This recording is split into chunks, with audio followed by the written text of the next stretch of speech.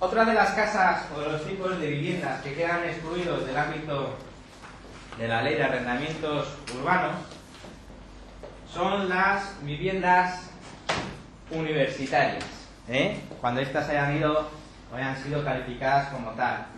Todos hemos oído hablar de los colegios mayores. El estudiante que está allí ocupando esa habitación la ocupa en virtud de una relación jurídica que en ningún caso es una relación de arrendamiento, porque la propia ley la excluye. ¿De acuerdo? Igual ocurre con, por ejemplo, un hotel. Igual. ¿Y si tú vives en un hotel? Hay gente que vive en un hotel. O sea, yo tengo mi centro vital en el hotel. Sí, pero es un contrato distinto. No suscriben una ley de arrendamiento. No está escrita la ley de arrendamientos urbanos. Es distinto, ¿no? Que tengas ahí... Eso es. Bien.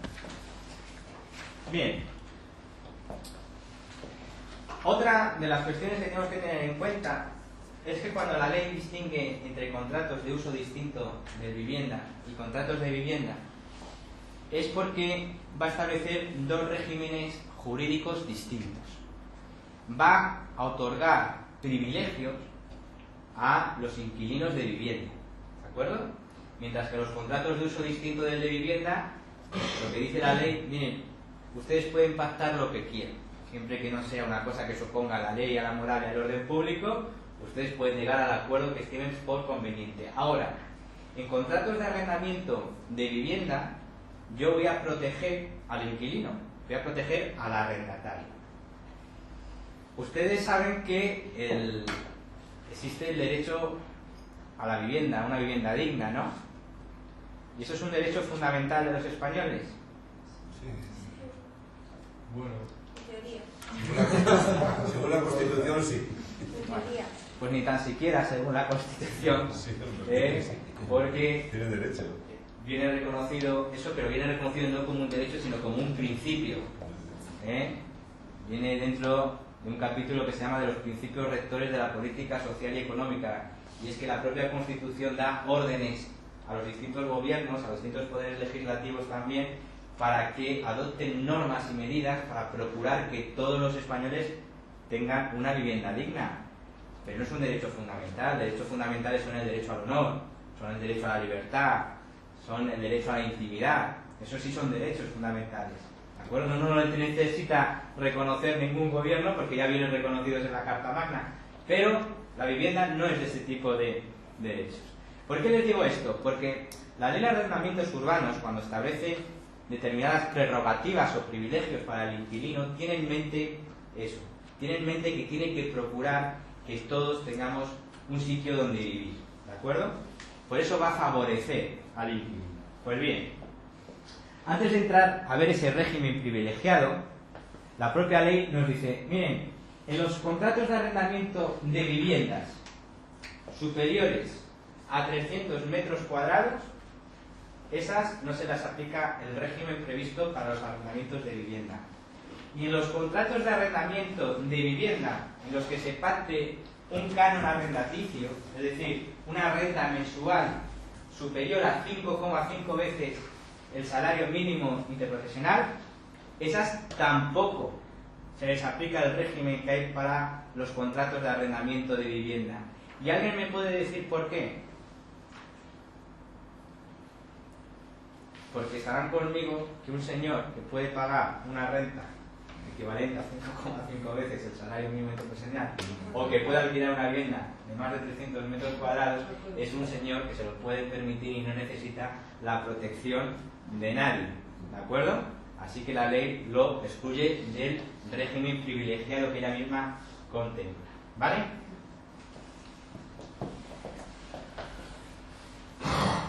Bien.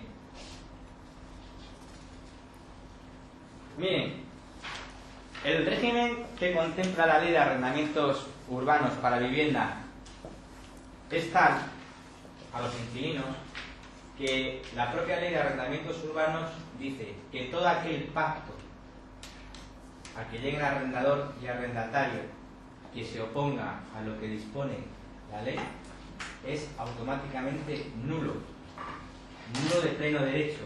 ¿Y eso qué significa? Significa que se tiene por no puesto. es decir, como si no figurase en el contrato. Luego veremos cómo la ley reconoce al arrendatario la facultad de prorrogar unilateralmente el contrato hasta un máximo de X años. Bien, pues si yo pactase en el contrato de arrendamiento que independientemente de lo que diga la ley, ese contrato tendrá una duración solamente de un año, esa cláusula, tal y como yo la estoy diciendo, esa cláusula sería nula, se tendría por no puesta, de tal manera que el arrendatario podría prorrogar el contrato durante el tiempo que le reconoce la ley. ¿Cuánto es? 5 años. ¿Desde el inicio o desde que quieres hacer la prórroga? Desde que inició el contrato. Luego ya veremos cómo también se prevé una prórroga legal de 3 años. Eso ahora lo vemos pormenorizadamente. Vale. Bien. Otra cuestión que tienen que tener en cuenta. Los contratos, para que sean válidos, tienen que ser por escrito. No necesariamente. Nuestro sistema rige lo que se llama el principio de libertad de forma, que significa que salvo que la ley nos diga que para que un contrato sea válido tiene que tener determinada forma, cualquier forma es válida. Y verbalmente es una forma igualmente válida.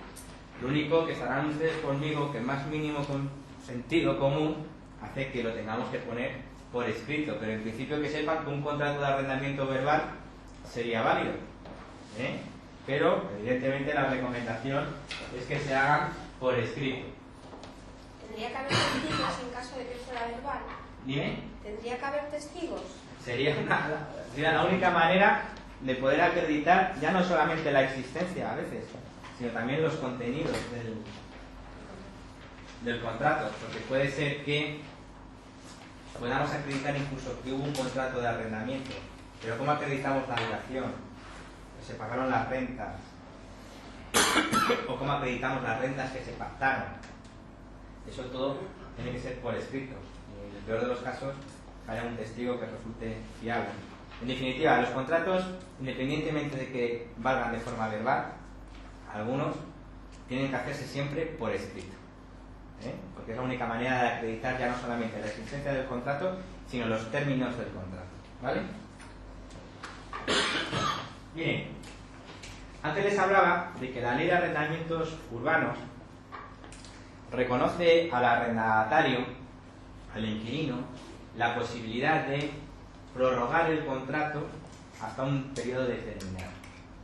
Eso viene contemplado en el artículo 9 de la ley, y ese periodo es el periodo de 5 años. Estamos hablando del régimen de contratos de arrendamiento para vivienda. Para uso distinto del de vivienda, el tiempo de duración del contrato será el que pacten las partes. Pero como estamos hablando de vivienda, estamos hablando de privilegios o prerrogativas que tiene el inquilino.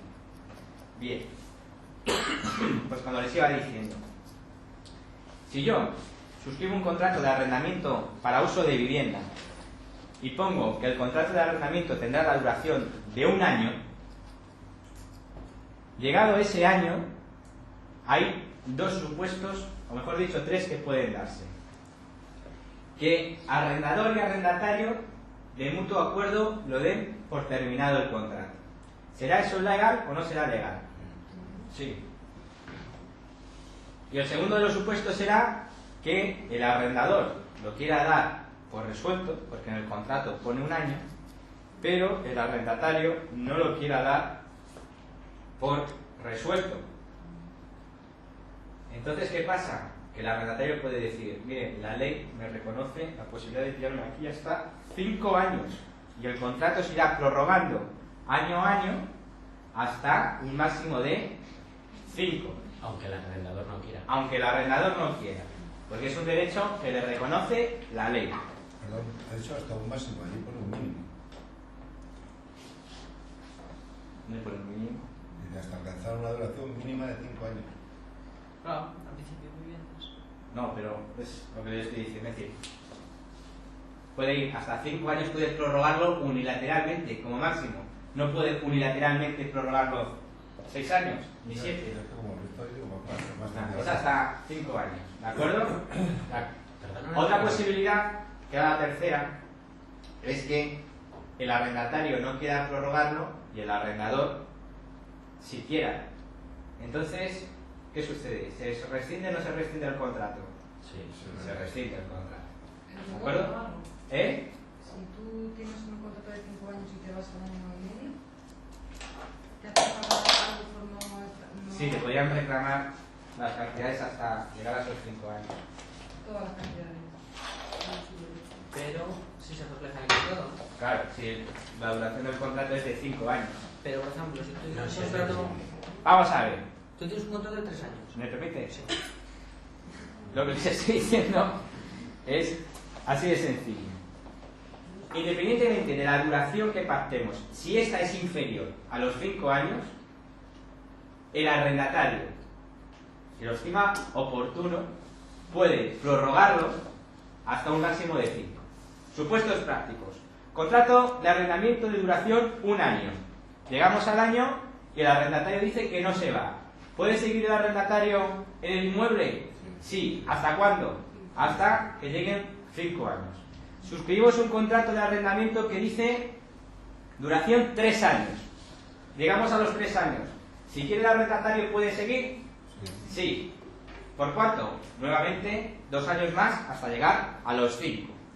Y si firmamos un contrato de arrendamiento de 5 años, el arrendatario está obligado a cumplir ¿cuánto? 5 años.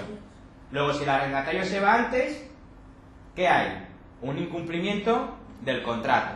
Y en consecuencia el arrendador le podrá pedir una indemnización por daños y perjuicios, que tendrá en todo caso que acreditar ante un juzgado.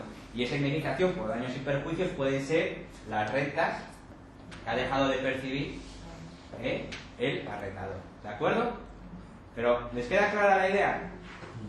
Pero si es de 1 año, por ejemplo, una vez pasado el año, tú te puedes ir cuando quieras, al año y medio, a los 2. No. No. Qué bueno.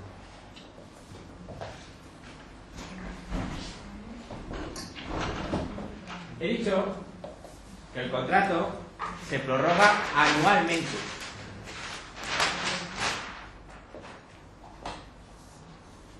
Imaginémonos que el tiempo de duración del contrato es de 1 año. Aquí serían 5 años. Y el arrendatario quiere prorrogarlo. Pues el contrato se prorrogaría automáticamente por otro año más. De tal manera que el arrendatario, para poder rescindir el contrato sin que le puedan exigir nada, tendría que esperarse ¿a cuándo? Tendría que esperarse hasta llegar justamente el año. Porque si se va al año y los 2 meses, estaría incumpliendo. Si se va al año y a los 3 meses, estaría incumpliendo. ¿Lo veis? Esa renovación, yo te lo digo por un caso práctico. Por ejemplo, a mí me ha pasado, a lo mejor no, en su momento viví de alquiler y por lo típico 1 año. Y continúas, pero no has firmado ningún otro contrato. No, porque el contrato se prorroga automáticamente. Automáticamente sin firmar nada. Claro. Y yo pues a lo mejor me he ido 6 meses después, no me han reclamado nada. Bueno, pues Pero porque no han querido, pero claro, no lo he hecho. eso es. Porque tenías un arrendador comprensible y comprensivo. ¿De acuerdo? Pero se lo podrían pedir luego. Hombre, Vamos a ver qué pasa el año. No, porque imaginémonos que es una indemnización por daños y perjuicios. Tienen que acreditar que se ha producido un perjuicio. Si este señor se fue y al mes siguiente el arrendador ya había metido a otro arrendatario, ¿qué perjuicio tiene? Ninguno. Entonces, si reclamase, podría considerarse incluso como un enriquecimiento injusto. Que el perjuicio es algo que tienes que acreditar. ¿De acuerdo? ¿Alguna duda? Si el arrendatario no paga. Si el arrendatario no paga, se puede proceder a instar la acción de desahucio por falta de pago, y el contrato en su caso quedaría rescindido.